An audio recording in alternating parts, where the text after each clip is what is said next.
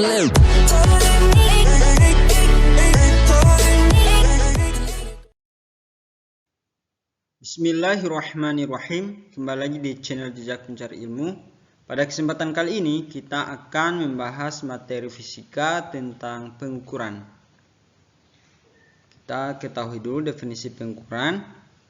Pengukuran merupakan kegiatan membandingkan suatu besaran yang diukur dengan alat ukur yang digunakan sebagai satuan.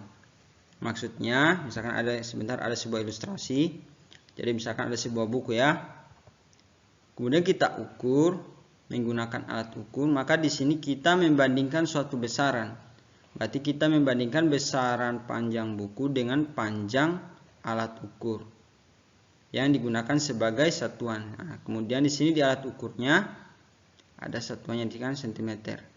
Jadi kalau kita lihat panjang bukunya ini adalah 10 cm.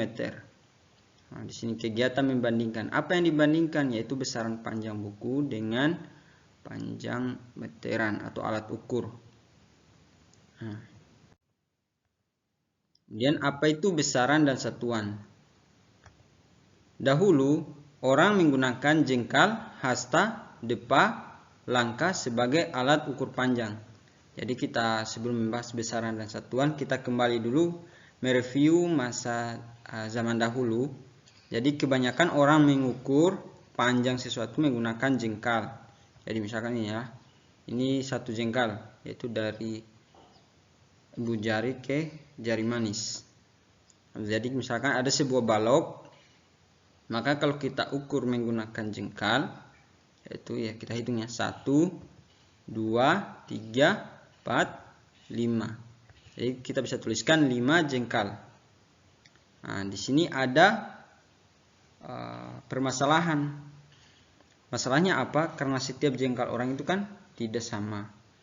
Nah, jadi kita lihat dulu ya. Ternyata hasil pengukuran yang dilakukan menggunakan jengkal menghasilkan data yang berbeda-beda, yang menyulitkan dalam pengukuran karena jengkal orang satu dengan lainnya tidak sama.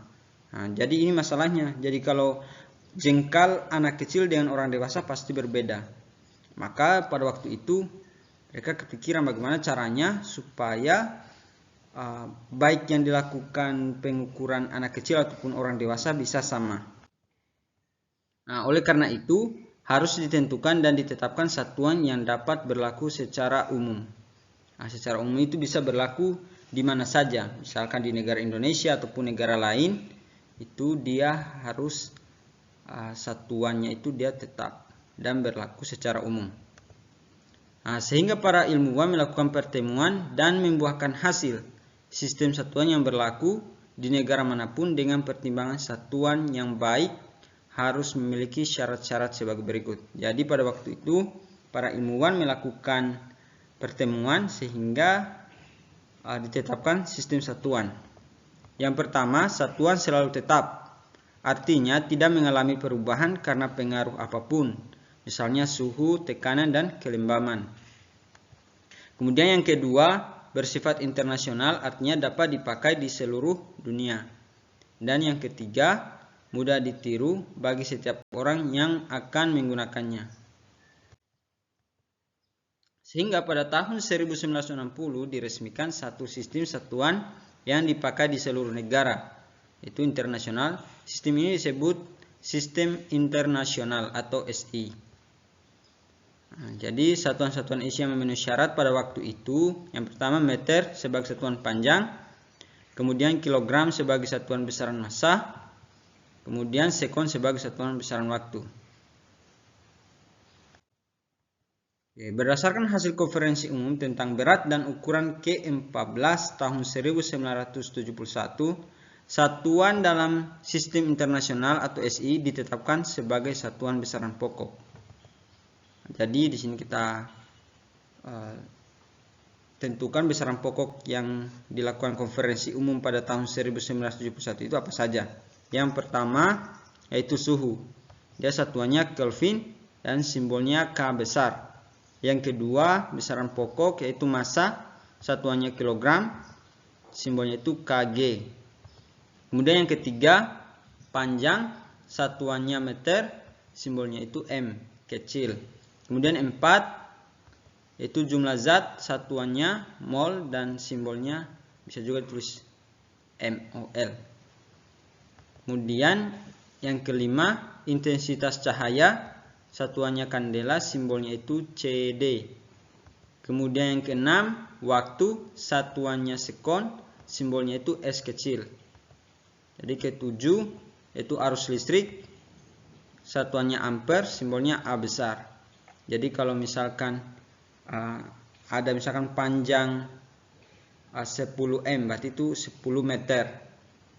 Kemudian misalkan waktu tempuhnya itu 60 S berarti itu 60 sekon. Jadi apa definisi besaran dan satuan? Oke, kita kembali untuk mendefinisikan besaran dan satuan. Besaran fisika adalah besaran yang dapat diukur dan memiliki satuan. Nah, misalnya panjang, masa, waktu. Jadi misalkan kayak tadi itu panjang balok. Itu dia kan besaran yang bisa kita ukur adalah panjangnya dan dapat diukur dan memiliki satuannya. Kemudian besaran yang tidak dapat diukur dan tidak memiliki satuan merupakan bukan besaran fisika. Contohnya atau misalnya itu sedih, senang, kesetiaan, dan lain-lain. Karena sedih itu kan tidak bisa diukur dengan alat ukur. Kemudian apa yang sedih itu bisa kita lihat. Apakah seberapa besar sedihnya atau seberapa senangnya itu kan kita tidak tahu. Maka dia tidak termasuk dalam besaran fisika. Jadi besaran fisika itu terbagi menjadi dua. Yang pertama besaran pokok. Yang kedua besaran turunan. Besaran pokok adalah besaran yang satuannya telah didefinisikan terlebih dahulu. Kemudian besaran turunan adalah besaran yang satuannya diperoleh dari besaran pokok. Nah, di sini jadi besaran pokok tadi itu yang sebelumnya tadi itu sudah didefinisikan. Jadi besaran pokok adalah besaran yang satuannya telah didefinisikan terlebih dahulu. Jadi ada 7 besaran pokok. Yang pertama yaitu suhu, satuannya Kelvin dan simbolnya K besar. Kemudian kedua itu massa, kilogram, simbolnya Kg. Kemudian ketiga panjang, satuannya meter, simbolnya M kecil. Yang keempat jumlah zat, satuannya mol, simbolnya mol.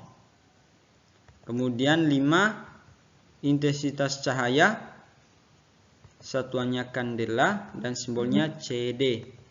Kemudian yang keenam waktu, satuannya sekon, simbolnya S kecil. Ketujuh arus listrik, satuannya ampere dan simbolnya A besar. Oke, ada cara cepat untuk memudahkan menghafal besaran pokok, maka ingatlah SMP jiwa. S-nya itu apa? S-nya itu suhu. Kemudian M-nya itu massa, P-nya itu panjang, J-nya itu jumlah zat, I intensitas cahaya, W-nya itu waktu, dan A itu adalah arus listrik. Jadi untuk lebih cepat menghafal besaran pokok, ingat saja SMP jiwa. Kemudian satuan. Satuan adalah standar atau ukuran tetap yang digunakan untuk mengukur suatu besaran. Nanti sebentar ada ilustrasi untuk memudahkan memahami definisi dari satuan. Satuan mendefinisikan jumlah atau nilai suatu besaran secara kuantitatif atau angka. Ketika kita mengukur suatu benda, kita membandingkan nilainya dengan nilai satuan yang telah ditetapkan sebelumnya. Jadi misalkan ada sebuah balok kayu dan kemudian kita ukur panjangnya yaitu 20 cm. Nah, sebagai contoh, ketika kita mengukur panjang sebuah balok, kita menggunakan satuan panjang seperti meter atau sentimeter. Nah, di sini di penggaris ini adalah satuannya cm. Kita mengukur panjang balok dan membandingkannya dengan satuan meter. Maka kita mengukur panjang balok. Maka kita ukur panjang balok dan membandingkannya dengan satuan meter atau cm. Yang dimaksud ini alat ukurnya ya. Untuk mendapatkan hasil yang dapat dimengerti semua orang. Jadi setelah kita menggunakan alat ukur dan diperoleh panjang balok itu misalnya 20 cm, maka kalau kita sampaikan ke orang lain akan mengerti bahwa panjang balok itu 20 cm. Nah. Oke, mungkin cukup sekian ya pembahasan mengenai besaran dan satuan beserta besaran pokok. Kita akan lanjutkan ke pembahasan berikutnya. Sekian dan terima kasih. Jangan lupa untuk like, komen, share dan subscribe channel ini jika bermanfaat. Jika ada pertanyaan bisa ajukan di kolom komentar. Sampai bertemu di pertemuan berikutnya.